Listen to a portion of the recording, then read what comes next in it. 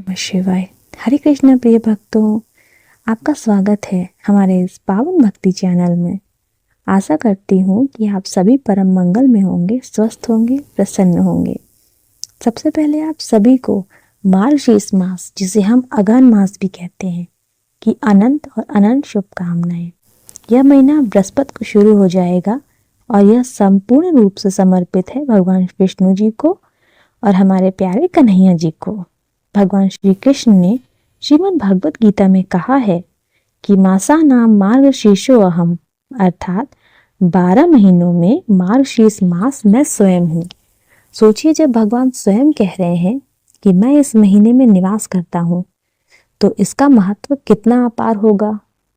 हमारे पद्म पुराण में वर्णन मिलता है कि इस महीने में जो भी व्यक्ति भगवान विष्णु की पूजा अर्चना करता है, वह जन्म मरण के बंधन से मुक्त होकर मोक्ष को प्राप्त करता है। कार्तिक मास में जहाँ तुलसी माता की पूजा का विशेष महत्व था, वहीं अगहन मास में आंवले के वृक्ष की पूजा, चंदन का तिलक और चंदन स्नान का विशेष महत्व है। इस महीने यदि आप भगवान विष्णु को प्रतिदिन चंदन का तिलक लगाते हैं या चंदन जल से उनका स्नान कराते हैं, तो इसका फल अनंत गुना होकर आपको मिलता है। इस मास में 2 पेड़ विशेष रूप से पूजनीय माने गए हैं। आंवले का पेड़, जिसे हम धात्री वृक्ष भी कहते हैं, और केले का पेड़।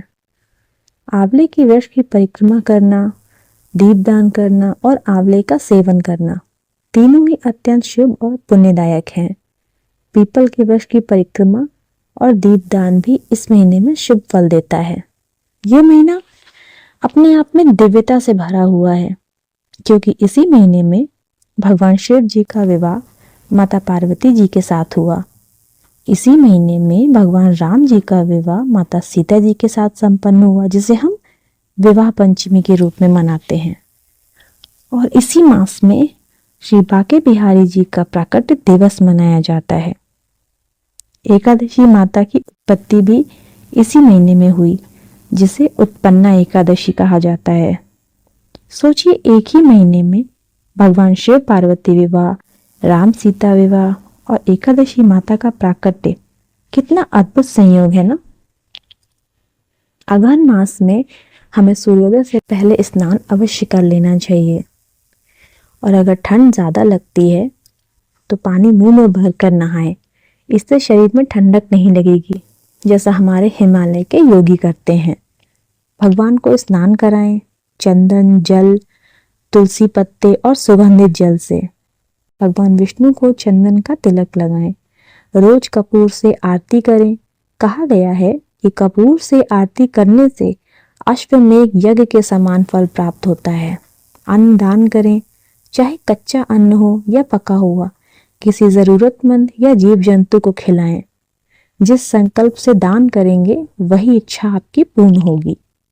शास्त्रों में कहा गया है कि माघ मास का पुण्य 8 महीनों के बराबर, वैशाख मास का 100 गुना, कार्तिक मास का 1000 गुना और मार्गशीर्ष मास का करोड़ गुना पुण्य देता है। यह वो महीना है जिसे देवताओं ने भी गोपनीय रखा, ताकि केवल सच्चे भक्त ही इसके रहस्य को जान सकें। इसलिए अगर आप ये वीडियो सुन रहे हैं तो समझिए आप भगवान के विशेष कृपा पात्र हैं। हर दिन भगवान विष्णु का नाम जप करें। ओम नमो भगवते वासुदेवाय। आंवले या केले के पेड़ के नीचे दीपदान करें। बृहस्पतिवार के व्रत का संकल्प लें, क्योंकि ये महीना गुरु ग्रह को मजबूत करता है। विवाह पंचमी, एकादशी और पूर्णिमा के दिन विशेष पूजन करें। यदि संभव हो तो श्रीधाम वृंदावन में दर्शन अवश्य करें। इस मास में कुछ बातों से हमें बचना चाहिए, जैसे इस मास में जीरा नहीं खाना चाहिए। सप्तमी और अष्टमी तिथियों पर मांगलिक कार्य नहीं करने चाहिए। रात में तारे निकलने के बाद भोजन नहीं करना चाहिए। इससे आपको क्या फल मिलेगा?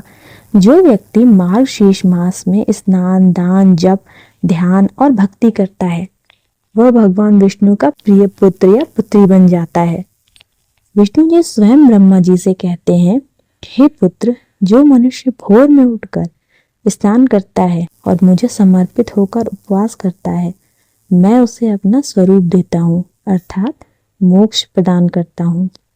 क्या इससे बड़ा आशीर्वाद हो सकता है? तो भक्तों, यह मार्गशीर्ष मास केवल एक महीना नहीं बल्कि मोक्ष का द्वार है। भगवान विष्णु का यह पवित्र काल हमें अवसर देता है कि हम अपने जीवन को ईश्वर को समर्पित करें, अपने कर्मों से भक्ति का दीप जलाएं और प्रेम पूर्वक कहें, जय श्री हरि। प्रिय भक्तों, आप सभी को मार्गशीर्ष मास की अनंत शुभकामनाएं। अगर आपको यह वीडियो अच्छा लगा हो तो लाइक, शेयर, सब्सक्राइब जरूर करें ताकि यह दिव्य ज्ञान अधिक से अधिक लोगों तक पहुंचे। हरि बोल, राधे राधे, जय श्री हरि।